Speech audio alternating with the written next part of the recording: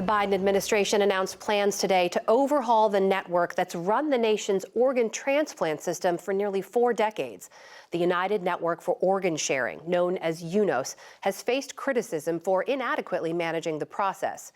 In 2022, doctors performed more than 42,000 transplants in the U.S., but there are still 104,234 men, women, and children currently on the organ transplant wait list.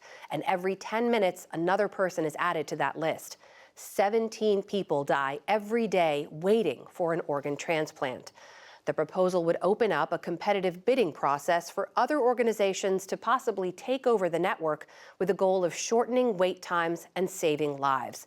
To help us understand why this overhaul is crucial, I'm joined by Dr. Jayme Locke, Director of the Division of Transplantation at the Heersing School of Medicine for the University of Alabama in Birmingham. Dr. Locke, welcome, and thanks for joining us. There's a lot the administration's plan seeks to do. At the heart of it, though, is breaking up this network that's basically operated like a monopoly for almost 40 years. Help us understand, how did it come to be that way in the first place? Yeah, thank you so much. I think in many ways it's been that way because there's been a lot of inertia to overcome. In part, it reflects how the National Organ Transplant Act was written and some of the requirements that HRSA has in terms of administering that contract. But it's great to see a desire to reflect on where we are and how we can get a lot better so that we can help our patients. So that UNOS system relies basically on a network of more than 50 local organizations to both procure the organs and also help to manage the transplant process. And we should note that network is responsible for increasing the number of transplants performed over the years. But critics say that system has led to vast regional inequities. Where have you seen that shown up? Well, I think for us in particular in the southeastern United States, particularly when you look at things like kidney disease, there's no question that recently we've seen an increase in the number of transplants, but that really reflects, sadly, an opioid crisis that's really increased the number of deceased donors as a result of that. But what those numbers don't reflect is the increase in discards that we've seen as a result of some of the new allocation systems. And currently, due to inefficiencies with our allocation systems as well as logistics, 1 in 4 kidneys are actually discarded in the United States or not transplanted. That's 1 in 4. That's 25%. And those are really lives that could have been saved if we could have utilized those organs. There is the issue of the wait list as well. And we should note there have been previous attempts to fix the system. HHS back in 2021 pointed out that Black people were 4 times more likely and Latinos were almost 1.5 times more likely than white people to have kidney failure, but are less likely to be on those transplant wait lists and less likely to have transplants. Why is that? Why is it so hard to even get on the wait list in the first place?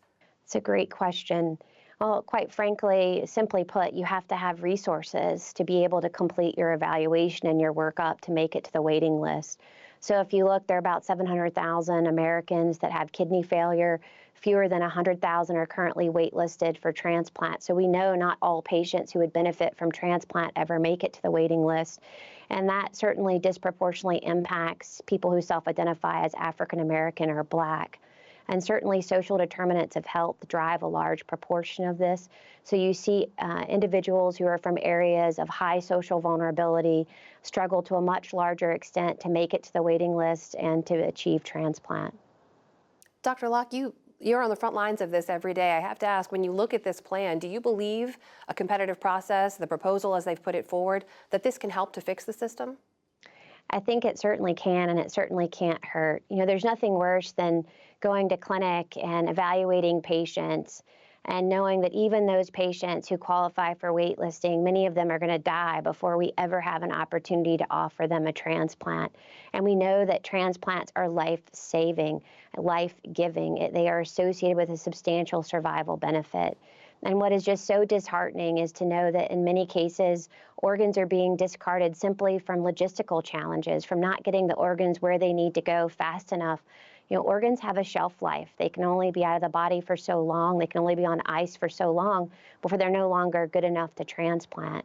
So no matter how good an OPO is at finding an organ or how good a transplant center is at accepting those and doing the transplant, if they don't get where they're needed quickly enough, then the game's over. And so I think anything that can help our system get better, to be more efficient so that we can help those individuals waiting, that's a win.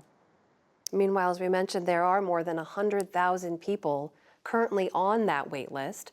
What does this proposal mean for them? Well, my hope is that it means that they have a renewed hope for the opportunity to achieve the gift of life in the form of a transplant. My hope is that it gives them a voice. You know, I think this is the Biden administration, along with the Senate and the House, which has had bipartisan support, saying we need to do better. We need to do more for these individuals who have been waiting, and to let them know that they're not forgotten and that we need to do better collectively to help them achieve this extraordinary gift of life. That is Dr. Jayme Locke joining us from the University of Alabama at Birmingham. Thank you for your time, doctor. Thank you.